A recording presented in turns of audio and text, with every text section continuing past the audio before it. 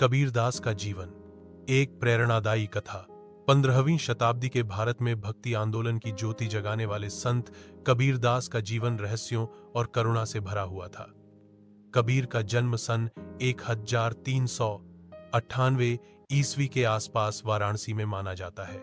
जन्म की कथा आज भी विवादित है। कुछ जनमानस मानते हैं कि वे एक विधवा ब्राह्मणी के गर्भ से उत्पन्न हुए और समाज के भय से उन्हें लहरतारा तालाब के किनारे छोड़ दिया गया। वहीं से एक मुस्लिम जुलाहा परिवार नीरू और नीमा उन्हें घर ले आया और अपने पुत्र की तरह पाला।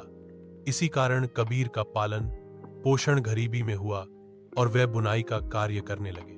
बचपन से ही कबीर के स्वभाव में ईश्वर के प्रति अद्भुत जिज्ञासा थी। वे मंदिरों और मस्जिदों दोनों में जाकर देखने की कोशिश करते कि लोग किस तरह पूजा अर्चना करते हैं, परंतु उन्हें बाहरी दिखावे और कर्मकांडों से संतोष नहीं मिलता। कबीर ने बचपन से ही यह अनुभव कर लिया था कि ईश्वर तक पहुंचने का मार्ग आडंबर से नहीं बल्कि सच्चे प्रेम और साधना से है। कबीर का झुकाव संत परंपरा की ओर हुआ। वे उस समय के महान संत रामानंद के शिष्य बनना चाहते थे। कथा है कि एक दिन उन्होंने जानबूझकर पंचगंगा घाट पर रामानंद की राह में लेटकर उनके चरणों का स्पर्श किया। रामानंद जी ने अनजाने में उन्हें राम राम का उपदेश दे दिया।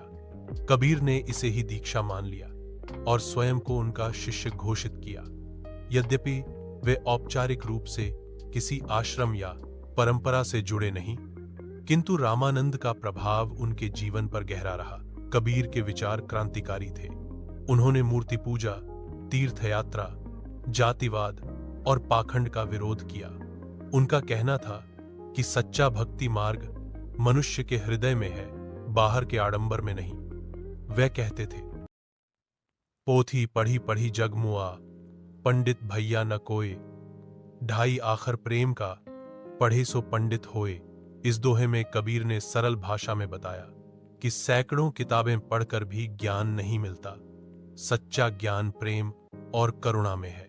कबीर ने हिंदू और मुस्लिम दोनों समुदायों को आईना दिखाया। उन्होंने कहा कि केवल मस्जिद जाने से कोई मुसलमान नहीं और केवल मंदिर जाने से कोई हिंदू नहीं बनता। ईश्वर एक है और वह हर हृदय में समान रूप से विद्यमान है। इस कारण उन्हें कट्टरपंथी दोनों ओर से विरोध झेलना पड़ा। कई बार उन्हें समाज से बाहर करने का प्रयास हुआ, किंतु उनकी वाणी और सच्चाई ने लाखों लोगों का दिल जीत लिया। कबीर की रचनाएं साखी, सबद और रमैनी के रूप में प्रचलित हैं। उनकी भाषा साधारण जनता की बोली थी। अवधी, भोजपुरी और ब्रज भाषा का मिश्रण। यही कारण है कि उनका संदेश गांव-गांव तक पहुंचा और लोग आसानी से समझ सके। कबीर ने जटिल संस्कृत या फारसी की जगह बोलचाल की भाषा अपनाई, जिससे उनकी बातें सीधे हृदय में उतर जाती थीं।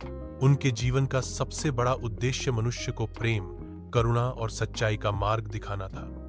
वे कहते थे कि जाति, धर्म से ऊपर उठकर सबको भाईचारे के सूत्र में बंधना चाहिए।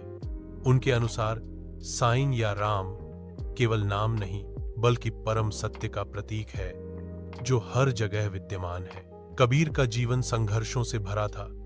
जुलाहे का कार्य करते हुए वे जीवन यापन करते रहे। समाज के ऊंच नीच भेदभाव को उन्होंने अपनी आंखों से देखा। इसी कारण उनकी वाणी में करुणा और विद्रोह दोनों स्वर मिलते हैं। वे कहते थे, जाति न पूछो साधु की, पूछ लीजिए ज्ञान। मोल करो तलवार का, पड़ा रहन दो म्यान। कबीरदास का प्रभाव इतना व्यापक था कि हिंदू उन्हें संत मानते थे और मुसलमान उन्हें फकीर कहते थे। उनके अनुयायी कबीर पंथी कहलाए।